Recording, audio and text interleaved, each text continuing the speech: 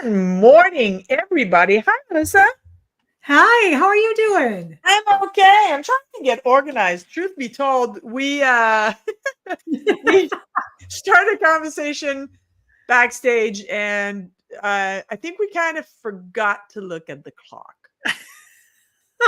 Is that possible? But we're just that engrossed in the conversation. I mean, don't you Oh, want people that are enthusiastic? is that what it is? That's what it is. That's my story, and I'm sticking to it. Good girl. How was your weekend? It was fantastic. I was so productive. I got Oh. so much done. I was such a good little smurf. You're a little Smurf. I am. I'm fun Oh, sized. you're fun size. Okay, how short? Well, I'm 5'2", maybe a little more if I stand up real tall and put my chin up. But it's not the size of the dog in the fight. It's the size of the fight in the dog. Yeah, all short people say things like that. Oh yeah, I know. I got Napoleon syndrome bad. That's okay. Well, That's okay. it Hey, comes. listen, the It's last time we did a live together. Hey, by the way, the 502 people that clicked attend. And if you are in the audience, please write us a hello, something in the comment section. Say hello to us. And if you have questions for either one of us or for both of us, write it, please. And go share the event. So there are even more people in the audience. We would appreciate that so much, so much, so much. Thank you kindly. And yeah, so the this live was kind of organic from the conversation we had last time, right? Which was way too long. We're supposed to do one every 2 weeks, and then I got sick, and then shit happens, and then tree in the backyard caught fire. Fighter weren't even cute, and no, we love them. Seriously, we love all firefighter, whether they're cute or not. And oh, hello, Sue. And yeah, so this event got postponed and postponed and postponed and postponed, and here we are now. But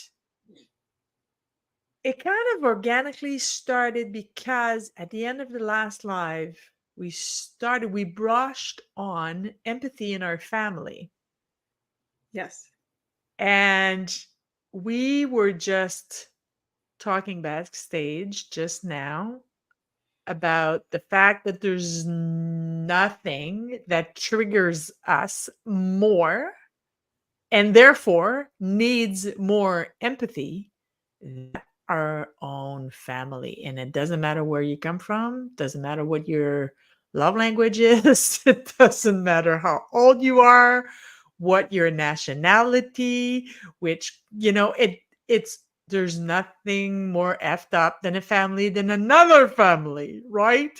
yes. So, how do we continue to be empathic inside a family dynamic where there's often what's the word I'm looking for? Um, a lot of trauma, a lot of baggage inside our families. So how do we show up empathic anyway? I really think that's the $6 million question because if we can't be empathic with ourselves and with our families, how the heck do we ever expect to bring this into the workplace as leaders? How are we Mhm. ever going to bring it into our communities? I mean, you're at a disadvantage because you Yes. you don't have it from those places. Which, by the way, hi Sue, Mohini, Amy, it's great to have you here and awesome for everybody that's here. We love the support because this is such an Yeah. important conversation. Yes, So it just is. wild thanks and applause to all of you. Excuse me. Thank you seriously for both of us. I'm speaking for Isabel, but I think she Yes, would you are. agree. And I that's am. quite okay. Just this once, though. Just this once. No, no, no, no, no. You're good. You're good. You're good. So the interesting thing is, from what I've been digging around doing, because as Isabel knows, if you're going to give me the chance to go off my leash and go dig around through the research and see what I can come up with, I'm going to do it because Yeah, I am just that kind of a nerd, and I just am. So, hey, good morning. Hello to Mexico. Fantastic. that's Awesome. beautiful. Thank you for being here. So, from what the studies show, from what I've found, children as a whole do start to develop empathic behaviors starting at around, I might call, around 18 months. So there is a certain biological aspect. Yeah, they start what's called helping behaviors very young. So, Wow. they'll pitch in and say, that's when you're like, here, take the broom and help mom or help dad with the floor. Or, can you make sure that pup is doing okay? Hey, Jeanette, how are you? Boy, we've got all the cool kids here now. I know. I know. We're lucky. And I know Jeanette's coming from France. So we officially, yeah, we've got the international audience. This is There you cool. go. Hello, Jeanette. Well, there, yeah, you should speak to her in French because it doesn't do any good when you talk to me in French. No? Damn. Let's fix that. But these behaviors do start young, mostly biologically. So there's Mhm. this weird idea that all, you know, people that become deviant or become super malicious or hit these things, that it always comes from a bad environment or a bad childhood. And that's not, Mm. strictly speaking, quite true. There's actually medical proof, putting people through medical imaging machines and seeing how the brain lights up and which parts of the brain lights up, and how the endocrinological system works. That there are people that are just born without empathy. The brain is just not wired the same. But luckily, it's only between 2 and 7%. So most people are born with this. So then the question is, what happens when they come into the family? Do you have an environment that nurtures this? Do you have an environment where, the siblings learn to get along empathically, or are they pitted against each other? Do you have, Mhm. enough of a good environment where these children are allowed to reach their fullest potential? And even if you have empathy and you are connecting empathically with each other, do you have the kind of environment which actually allows for this to grow and be nurtured and then be taken out into the world? Because I think you were even talking this morning about siblings and how not only are they the ones that can push your buttons, but you fully recognize that you're the one that can push theirs. And in my case, do it quite intentionally. Yeah, that's Yeah. I'm not even ashamed of saying this. I especially if I feel that my siblings, either one of them, by the way, are kind of stuck in their ways and they're annoying me a little bit. I know where to push. I use that tool. Good, bad, ugly, whatever my reasons are, they are what they are. But yeah, it's just that's, you know, entertaining.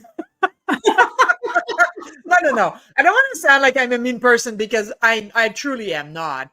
And I truth be told, I won't do that just for the sake of, like creating pain or being hurt, spiteful or anything like that.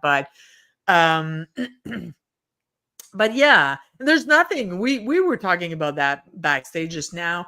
There's nobody that can trigger you like your siblings, and they do know where to push and how to push, and and being triggered by a sibling. And I was sharing this story, and I can share it again, but I was sharing the story just now that I went to an event yesterday. My brother was part of the event, and I was a little bit late to the thing, and I kind of showed up in the middle of where he was going to be busy. I honestly didn't do that on purpose, and got so triggered by the fact that he couldn't attend to me as he normally would have, and it triggered me, and it got me thinking, well, the same behavior from anybody else on the planet other than either him or my sister, I wouldn't have been triggered by.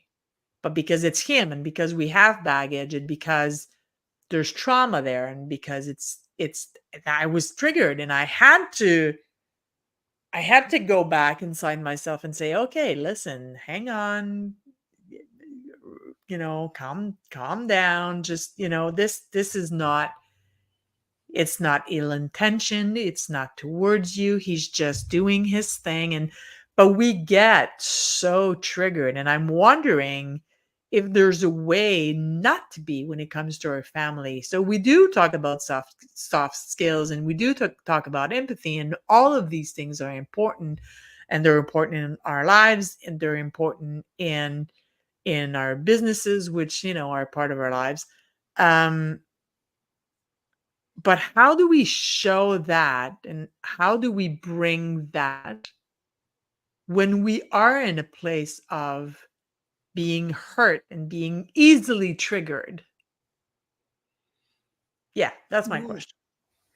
Well, and I think as part of that too, you make a really, really good point in that because you've been with these people and they know you like no one Yeah. else, and you know them like no one else, Yes. sometimes I think it's forgotten to still treat each other with empathy because Mm. you're too close. You're Mhm. like, well, I already know everything about you, so I don't necessarily have to show you empathy because I know everything about you. And Mhm.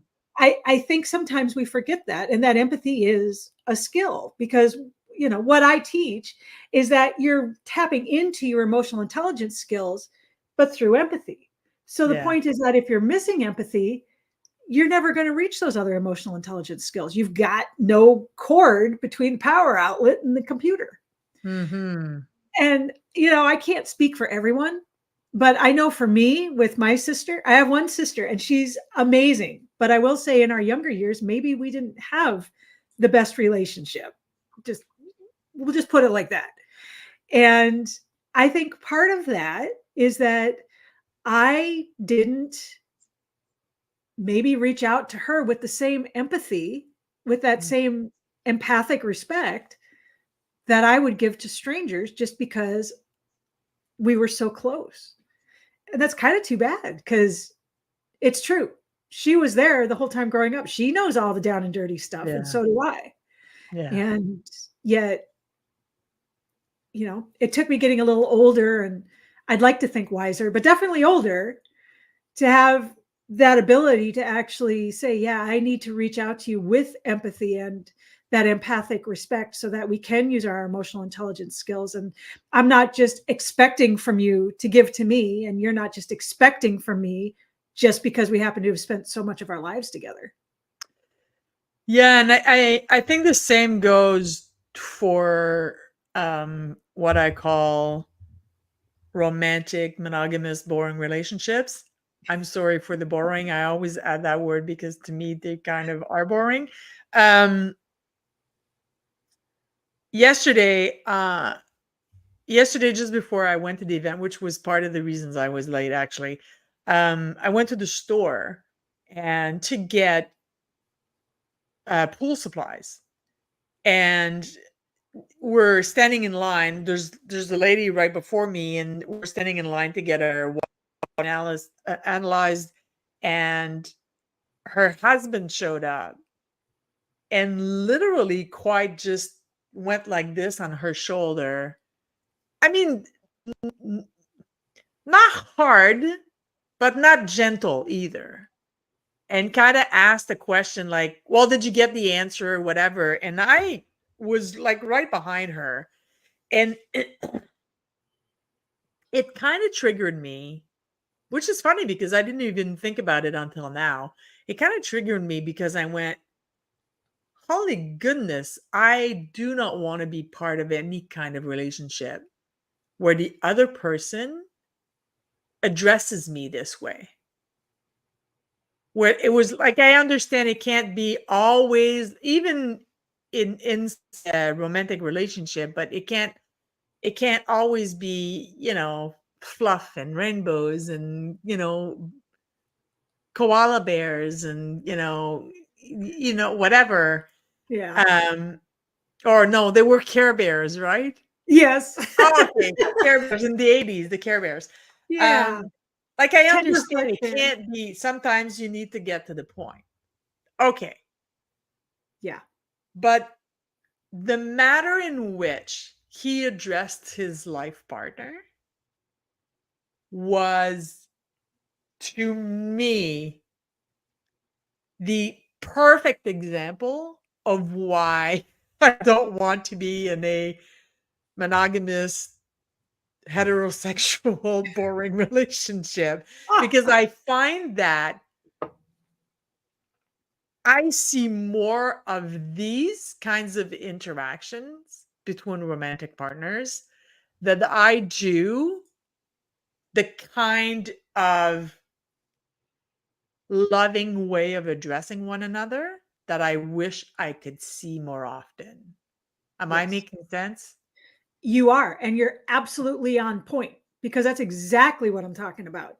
Using that empathy to pull out that emotional skill of respect, Yeah, using your empathy to pull out that emotional skill of love, maybe in a moment when you're not feeling all that loving, using that empathy to be able to look at that other person and go, you know, this person loves me. And if I don't treat them like the queen or king that they are all the time, they might not call me out on it because they love me, but I'm going to do it anyway because my empathy says this isn't going to feel good for them. And why do I want to be the one to do that to them?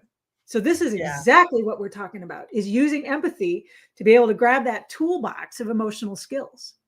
Hey, by the way, I just want to point out that we're having a lot of difficulties with the comment section. We're not seeing you guys' comments. So if we're not posting them on screen, if we're not replying to them, it is quite literally because we don't see them. Okay, so we're only seeing comments from two or three people right now. So if you're not in the audience and you're watching this, thank you, thank you, thank you, thank you. We both of us. Now I'm speaking for her, for you, Melissa. It's my turn. Excellent. Thank you for being here. We appreciate you. Thank you for watching. And we will, both of us will go back in the comment section and answer every single one of you personally. And if you have questions, and unfortunately it's not coming on screen, please accept our deepest apologies. We didn't create the situation, but it's just too bad. So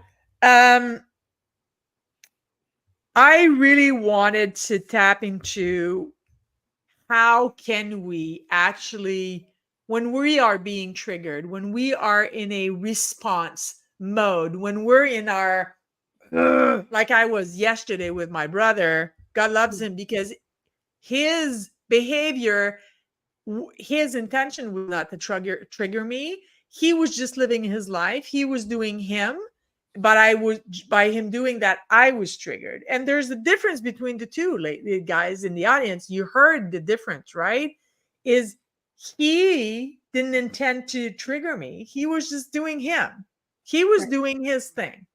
I was being triggered. There's something in his behavior that triggered me. That belongs to me, right? So Mhm. that's very, very important. And the reason I say this is because when we're being triggered and we are in this emotional reaction, it doesn't mean the other person is doing anything on purpose in order to lack empathy. Right. Right? So, especially, I find that that is particularly true inside of any close knit relationships because I think, and maybe Melissa, you're better equipped at answering that question than I am. And even like families are, they know where all the buttons are, but I think that our spouses know where all the buttons are too. If you've been in a again, monogamous, heterosexual, boring relationship for long enough, well, your partner knows where these buttons are. So my point to all of what I'm just said is because your buttons are being pushed doesn't mean the other person intentionally pushed them. Yes. So back to my original question, which was about 17 minutes, is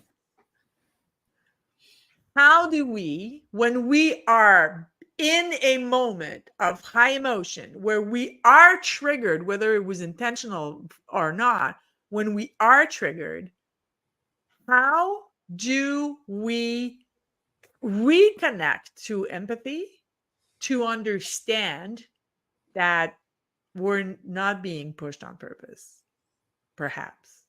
Yeah. Am I making sense of my question? You're making total sense. And I Oh, think we all can finally, feel somebody loves me enough to say I'm making sense. No, I'm just joking. not just sense, total sense. I got you. I got Hi, you. Mike. We love you, Mike. Yeah. I think I heard Jason and Lisa Yes, Marie. apparently Chase in the house, Lisa Marie in the house. I think we got comments from somebody else. Lisa Marie, yeah, it's all the same. Okay, so Yeah. these are the 5 people we've seen so far. So Yeah.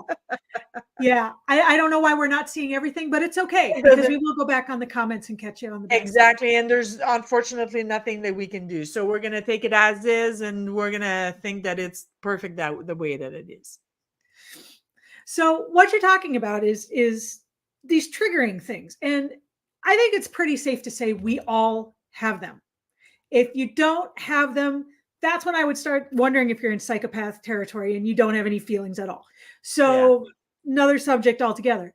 But this is where I tell people that you have to keep a cool head and a warm heart.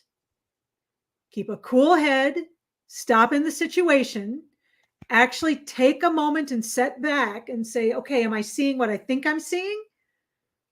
Or am I seeing what I want to see?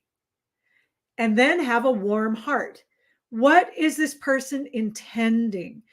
Understanding the actual intent or lack of intent of the other person. There may be no malicious intent at all. It may just be thoughtlessness. A lot of this just comes from thoughtlessness, and we all do it. Yes. So if you can do that, if you can keep a cool head, all right, I'm out of my own head. I'm actually looking at this as it is, and then keep a warm heart. What's really going on here? I feel for this person. This person is my sibling.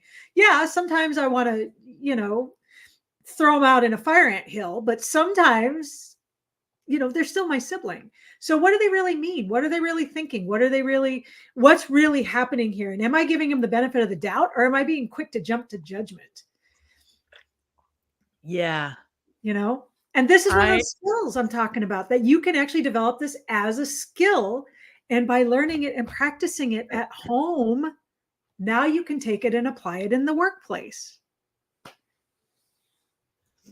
I love that. One of the things that I say to the leaders that I work with, and it does apply to families, which is the reason I'm going to share it here, is don't, for yourself. I'm not talking about other people. I'm saying for ourselves, don't trust the original feeling. Yeah. I say that to myself all the time because in my experience as a human being and in my experiences in coaching leaders, the reaction, the build up to the reaction that you can feel your blood starting to warm up and then boil, and then the Yes, that reaction. I'm going to get pissed off at this person. Okay, so that moment that can last a few seconds to days, depending on how good you are at managing and self-regulating. That moment, that buildup of emotion, rush, because that's what it is. It's a rush. The only thing that this is there for is show you what isn't healed yet. Because that physical reaction is you being triggered. Yes. That's it. That's it. It's you being triggered. The Yes. only thing that trigger you are things not healed yet. Yes. Period. Period. Period. There's nothing else that you could add. No, I'm not talking to you, obviously, but that anybody can add to this. This is what Well, this is. This is the physiological answer to the fact that it is pointing. So instead of looking at that moment, well, first of all, don't trust the feeling. It not in the sense that it's not well, it's not a good feeling to have, but I mean, not in the sense that it isn't there to teach you something. Don't trust it, as in don't build a reaction based on this. That is the point. So that's the first yeah. thing. And when you're able to distance yourself just a little bit from that moment and say, okay, so obviously I am being triggered right now. And this is what that reaction is. So I'm going to put this aside. If you can, I'm going to put this aside. I'm going to deal and look at what is there. Yes. And guys, anything that starts with I feel like is not a fact. It's a feeling, right? I Yeah. feel like this person made me feel this way, or I feel like, or anything that starts with this, you are not sticking to facts.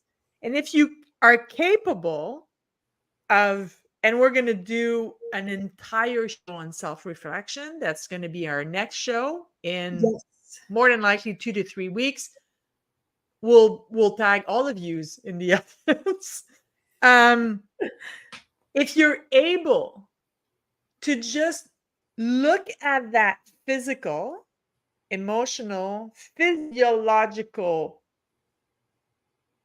proof that you are being triggered and say, okay, I'm being triggered by this and I'm going to put it aside and I'm going to look at the facts.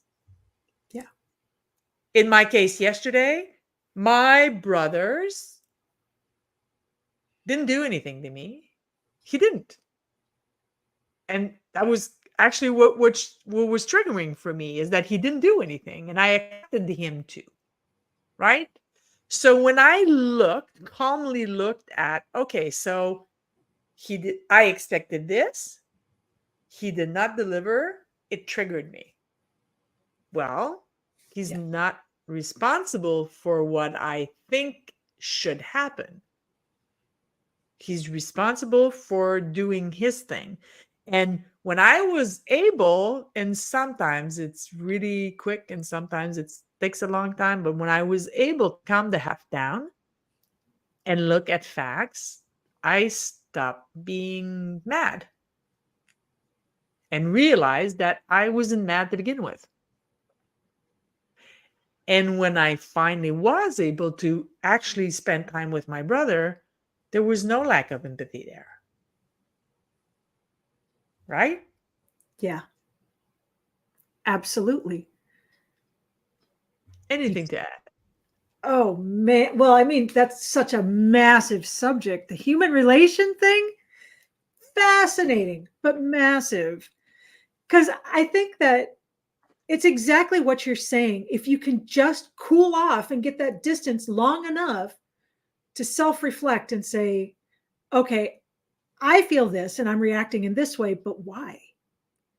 What is it that's going on? What is it that either I'm missing or I caught or whatever? And sometimes it's a matter of 30 seconds. It's just enough to back off and say, chill yourself down until you can actually see this clearly. I think it's interesting that you mentioned the old boring relationships, like the marriage I have. And I'm sure Dan's going to hear this, and I'm putting this on you. I'm going to say, Dan, you need to call Isabel Isabel made me do it. because she Blame it said on it, me. man. I'm okay with it. Blame it on me. But a couple weeks ago, he got home and he got home late. And in true Melissa fashion, I had fallen asleep on the couch because that's what I do. And he came in Exactly. And he woke me up and he started talking because he had had a rough day. And I piped off and I shouldn't have. I came out of a sleep. So, in my defense, I didn't take that cooling off period. And I didn't have the empathy to say, I just woke up. It's like when you wake up a cat and like one ear is sideways and one eye is open. I mean, that's where I like my whole face was pressed into the pillow. So I didn't have that moment of reflection. And I yelled at him and I felt terrible about it. But what I Mm, realized after the fact is that I expected him to understand what I wanted because we have this close relationship.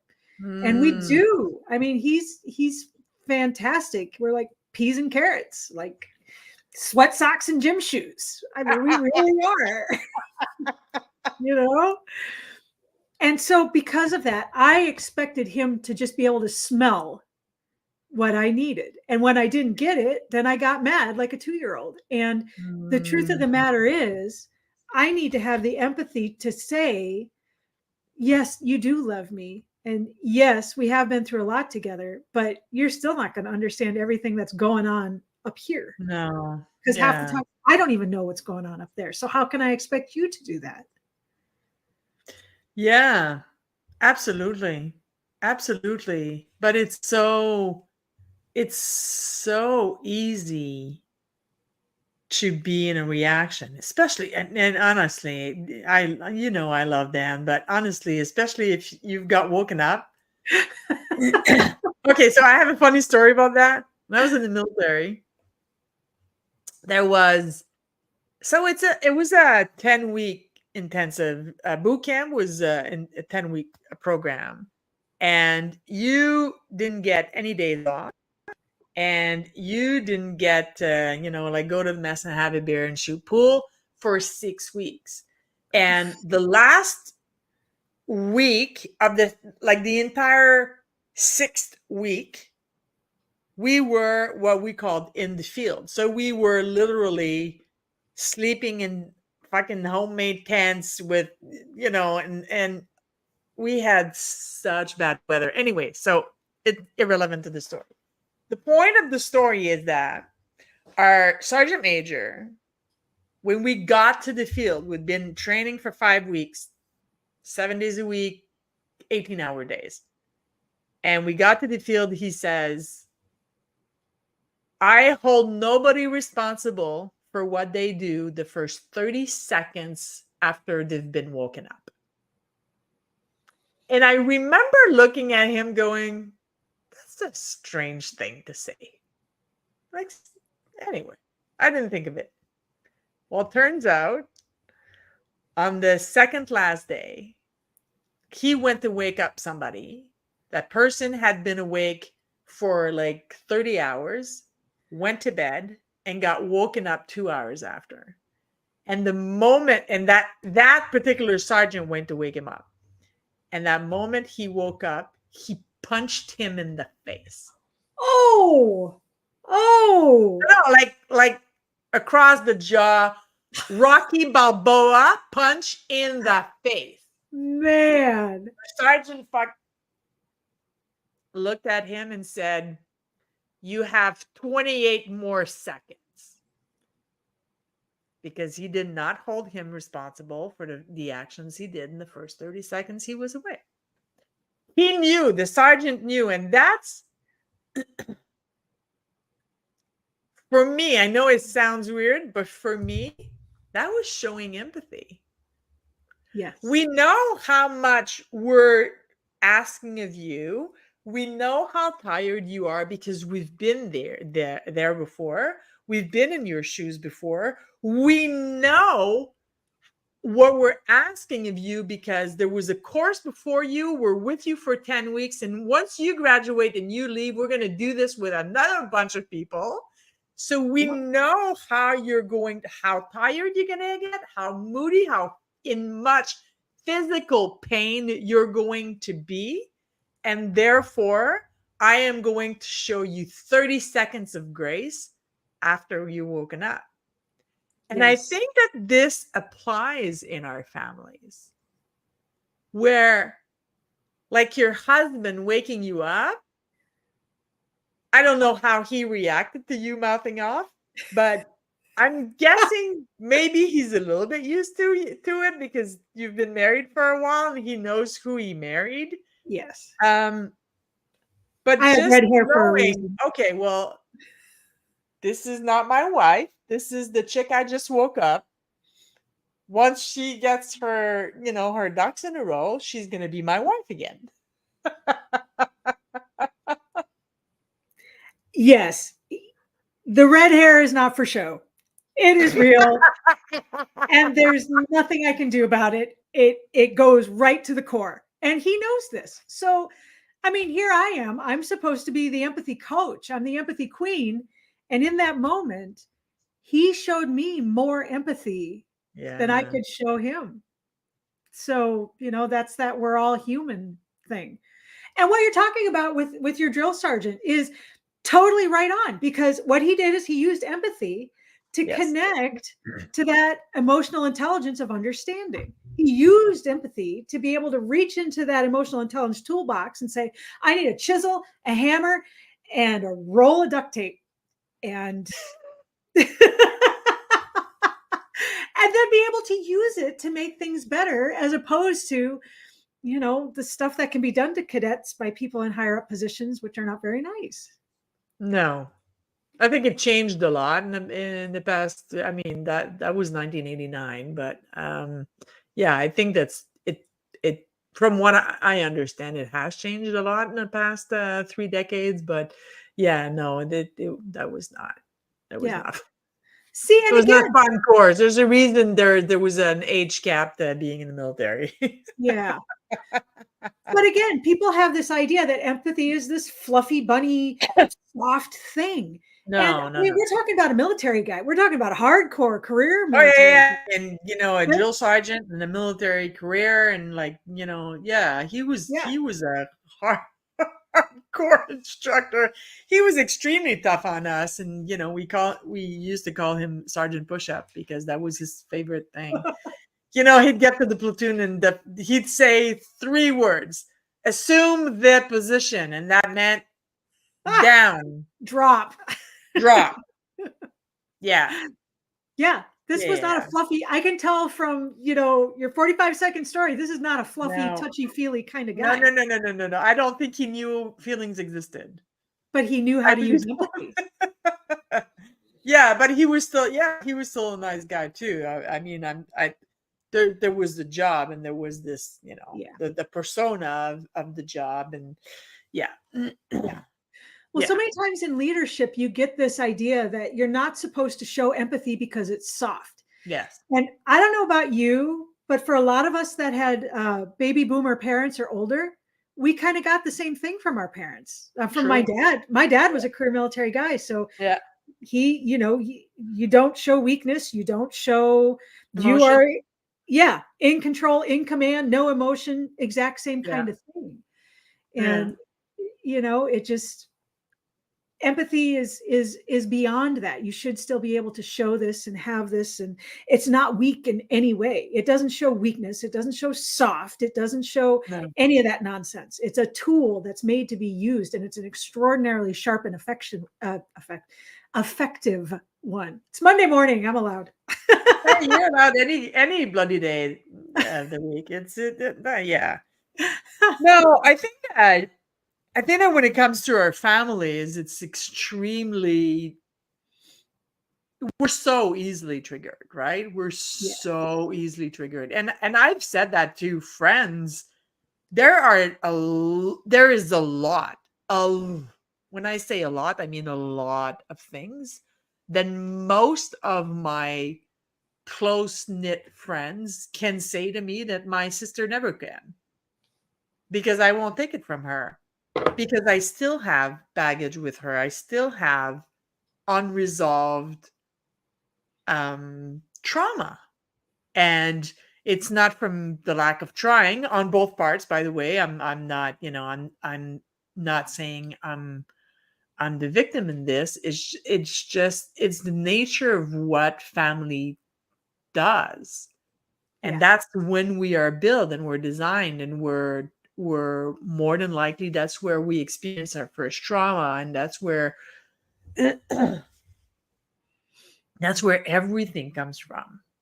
Yeah. It does. And now let's back this up a little bit and talk about what we talked about last time, which is using empathy to communicate. Yes. Because within families, sometimes the communication breaks down because we're just too close. And Again, I it's will been even go. I'm sorry, I didn't mean to cut you off, Melissa.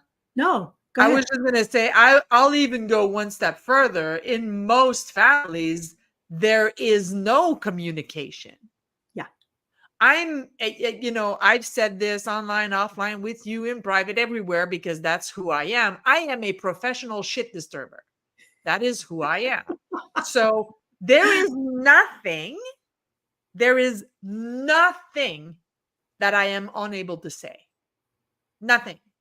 I will walk over glass barefoot, wearing a gallon of water or flamed gasoline on my head, because that is more comfortable than silence, Yes. because I'm a natural communicator. That's who I am. So, but in my family, that comes with a cost, because I bug them.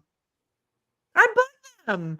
They want to stay quiet and not talk about things. And so, but it takes someone, actually, it takes two. It takes the person to say, we're going to sit here and we're going to talk about it. And I prefer we scream that we stay silent. And I've spoken to you about this recently. Even inside workplaces, a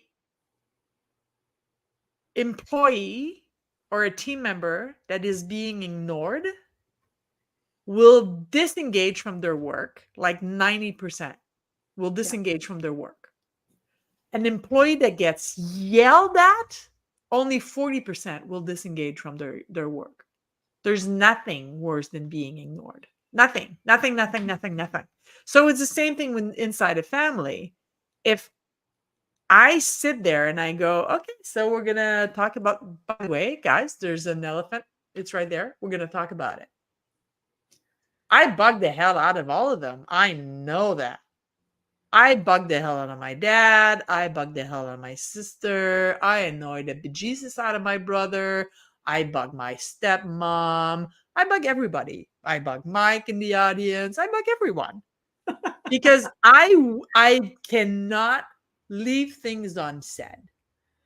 To me, that's worse. So I'm going to address that there's an elephant in the room and say, hey, by the way, guys, this is it. I've gotten better, thank God, but I've gotten better at how to communicate, thank God. But but if inside the family there's lacking the professional shit disturber that's going to address the elephant in the room, then everything is left unsaid. And that is really, really, really bad. I'm guessing you're the shit disturber too. Actually, I was the oldest. So it was my job to make sure everything was cool, that everyone was happy, that everything was Oh. that was my role. My role was to keep everything super cool and super happy and no one's upset and oh we love this. And now I learned that that was I a was load just of gonna say, yeah, but malarkey. you said was. I learned. I learned it was a load of malarkey. It didn't work. And all it did was keep things under the surface that needed to be said. But Yeah. for many years, as the oldest, that was my role. That's what I did. So we could have really used a disturber. I My thought sister, every family came with a shit disturber. you know, I think in her younger years, my sister was, Mm. but I also think we came from such uh strict and militant household. Is that a good way to put Mm, that? yeah. That it took us both getting a little bit older and growing into who we are before we could, and now I think we more tag team it, but now there's all sorts of stuff getting disturbed that never was before. Now we're Oh, making God up a damn lost it. time. Hallelujah. Yeah, we're Thank totally God making for up a lost that. time. But Yeah. No, thank God for that. Seriously. It's the in French it's called omerta, and it's like the silence, like, oh shush, we can't talk about this. yes, If yes, you tell me now, I'm not talking about secret. That's one thing. I mean, if you confide in me and you say, please, that's let's keep, that's one thing. yeah, But oh, no, no, no, we don't talk about this. yes. Yeah, good luck with that. It's yeah, I don't think my brain is wired the same way. But that's good. That's perfect. It's the exact same reason why you need to have these teams that are made up of a diverse group of people. Even in a work team, you need to have the disturber. You need to have all of it. It all goes together. So, and you're the team builder. I mean, you do the Nova. You see Yeah, these different personalities, and yeah. you can speak to that. Like, you know, Yeah, but actually, I want to take a moment and answer la question de Jeannette. Statistically, is the eldest more empathic? yes. Actually, and that's a fantastic question. She had said Yes, it something is. earlier too that I'm going to circle back on because it was a really Sure. good comment. Statistically, they are, because up until the point that you are the only child, you have the luxury of being able to concentrate on yourself. But then Mm, when the siblings come, not only are you suddenly more in tune with the baby, but with the mother and all the mm, stuff that she is think something's changing. Even when you're dealing with this with young children, something in the household is changing. The dynamic is changing. So yeah. as the oldest, you have a balcony view on this that subsequent siblings aren't going to. So yeah, Mhm. as a general rule of thumb, your oldest child is going to be the one who's more tapped into empathy. Plus, I mean, think of it in terms of like a child. What you look for is safety. You're young, you don't have the ability to be able to say I want this or I need this, and the person you look to for safety generally is the mom. So all of a sudden, if you're sensing something is changing with that mother parent, I mean, not always, but a lot of times, because the woman's going to be the one that has the biological changes. Yeah. So as a child, this immediately triggers that sense of, am I still safe? And then Mm, you start reaching out and looking empathically to try and figure out what's going on. A lot of people that develop really super highly sensitive empathy, it's because of stuff that goes on in the family. They feel mhm. they have to smell what's going to happen. Yeah. And it creates this hyper sense of trying to reach out emotionally and understand what's going on with the other people, which is what empathy is. And I think Jeanette made a really good comment earlier as well, that for those of us that have empathy, it's really hard to understand the people who don't. And yes, that's true, because we can't imagine living any other way. I think Yes. the thing to keep in mind is that they also can't imagine living any other way. I'm looking for Jeanette's question or comment, and I can't see it. I apologize. We usually have someone running the back end of the show, running comments, and today I'm doing it all, ladies and gentlemen. So thank you for your understanding. I appreciate you all. And is that was Yeah. see, I found it. Haha. See, you could do like 14 things at a time without a No, team. I actually cannot, but that's okay. Thank you for bullshitting your way through this and pretending that I can. I appreciate it, but no. Uh, no, like most human beings, by the way. While I'm at it, the myth that women can multitask and do two things at once, and men can't is a load of bullshit. I Yes. apologize if I'm ruining your day, ladies. And actually, there's a big study done on this that there's only 1% of the world's population who can actually are capable of doing two things. And the test, by the way, which was in a car, in a not a real car, but in a simulator, a car simulator, and they asked people to drive correctly, not hitting anybody and running into business and buildings and fences and people, and doing math problems. And only 1% of the population can do both things at once. So it is Wow. not men or women. None of us are capable of doing two things at once. And the joke in my family is yes, I can stand and chew them. But these are complex things. So we're coming close to an hour, and I want to be respectful of people's times. I want you to tell us, how do we actually show more empathy inside our family dynamic, even if I'm going to add some complexity to this question just because, you're so smart. Even if we're being triggered, we're being pissed off, we feel like we're stuck in the family secret or in the family trauma and it hasn't been dealt with yet. So how do we start showing empathy? Well, I appreciate your vote of support to my answer. So thank you. I appreciate that very much. Smartest person on earth right here, live with me. I must have done something right. Well, the thing is empathy is one of those skills. It is a transferable skill. So the first thing to do within the family is to apply it. Mm, Remembering that empathy, you can feel what another person is feeling without mm. taking responsibility for that, Yeah, that's the trick. and and without trying to fix it, which is the That's hard the thing ethical within trick. families. Yeah. We if we love each other, or even if we feel that sense of responsibility, or we'll want to jump in and try and fix it. And with Yeah, empathy, you're feeling it, you're standing in the suck with them, but you're not trying to fix it, and you're not taking responsibility for it. yeah. So that can be really hard in families. So, I mean, the first thing to do is to understand, I am feeling what you're feeling.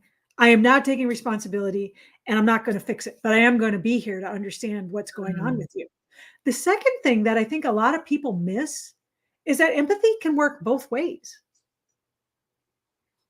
Even as you're reaching out to someone and feeling what they're feeling and helping them, through whatever it is, they can in turn have empathy for the fact that you're making this effort, that you're well intended, mm, and that you're not doing this to trigger them. You're not telling them that they're not doing something. You're not telling them that they failed and upset mom or dad or the dog or whatever. You're not saying, well, you're always the one who messes things up.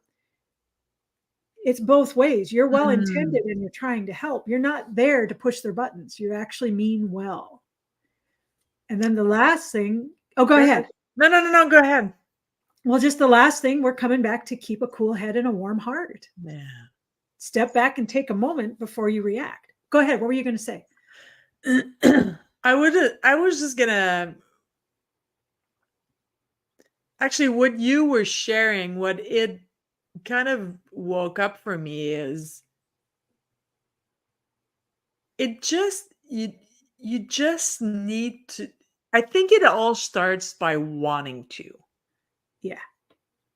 Because you said something to the fact, well, you can actually, recognize that the other person is showing you empathy. Well, that starts by a willingness to actually see things.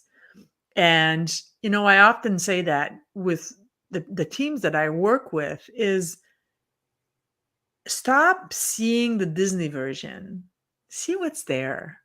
Yes. stop seeing it as, the victim. See, just look at facts.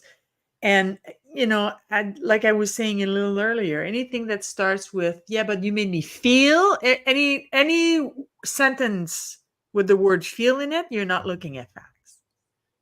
The facts are, he said this, not he intended to say that, but he said these are the words that were used. Yep. And we embellish towards the negative most of the time, um, our stories. It's like the fisherman story. He took a fish and he caught a fish, sorry, and it was this long. And then the next time he tells the story, it was this long. And the next time he told the story, it was this long. And then at the end of the story, it's, a big white shark. So, but it's true. And talking things out is very important. And we do need a sounding board. But I think that talking things out with too many people, when we make ourselves the victim of something, it Yes. becomes a life of its own. And then we confuse that for the facts. So if you just stick, and it goes back to what you were saying, if you just stick with being willing to look at what's there for real, I think it becomes easier to show empathy, to just say, hey, you know what? You're human. Maybe you're having a bad day. I did wake you up, hon. You were falling asleep. I did have the need to talk to you, and thank you for showing up after screaming at me. Um, but but both, it's both. It can't go one way. It can't. It doesn't work. It doesn't work if it's one way. Right. And we both help leaders. Leaders have to use more empathy, actually EQ via empathy. I wholeheartedly agree with you. However, team members also need to remember, hey, this leader, he's doing the best that he can, more than likely. Yeah. And only 6% of leaders get actual leadership training. So maybe he just doesn't know it yet, and he's learning his or her leadership skills on my back. Is it fair? No, but it's a fact. So if everybody comes to the table, any kind of relationship requires both parties to always be willing to come back to the table. Mothers, daughters, mothers, sons, life partners, boss, employee, friends. It's you always have to be willing to come back to the table. And I think that that is the biggest proof of empathy and the better use of empathy. I will leave you with the final word. Ah, put you on the spot, You huh? did, because I don't know how I'm supposed to follow that, but 'cause that was You can, you can, fantastic. you can. You can. You can. You're capable. I know you're capable. Well, I do want to throw out there that my book is finally out, and I Pre-order right here. pre-order. So it doesn't actually come out till September. This is pre-order, but if you do pre-order, there is a little bit of a discount, and I will sign it, and maybe someday that will even be worth something. You never know. Could be. Um, I Could be. will not pre-order it. I am telling you right now, and the reason I am not going to pre-order it is because I wanted hand delivered with cheesecake. Oh, done. So you are But pre-ordering. You're just I not could pre-ordering. pre-order it, and then you can give me a second copy, because that way the one that's what we'll do. I'll pre-order it right now. When the book finally comes out, I'm gonna take and I'm gonna send it to somebody else, because I do that. I love sending books to people. And then when the book comes out, you get in your car, you drive freaking 10 hours with a cheesecake. Now you can make the cheesecake in my house, and you hand deliver. And by the way, Mike is very proud to say that he was the first person to pre-order your book, and we recognize his big heart. Yes, we do. As a matter of fact, he said he put the receipt on his fridge. Well, I printed off the order and it's on my fridge because I'm like, okay, it's official. I've sold my first book. This is my first book. So I've sold my first copy of my first book to Mike Ashbrader, Master Head and Chief of the Hounds, and it is Yeah. on my fridge. So don't Yeah. think it went unnoticed. Just the opposite. And look at what he's saying now. Well, what will you do instead? Come Eh, on, Isabel. Let's Here's wrap a this great question. Guys, join us please in about 2 weeks, and we are gonna do this again. Yes. And we're gonna talk about what again? Self-reflection. Thank you. Hot damn and hallelujah. Yep. I feel so bloody old today. It's not even funny. Yeah, it No, happens to the best of us. Guys, no. any questions in the audience, we're gonna answer. We're really sorry that the comment section sucked today.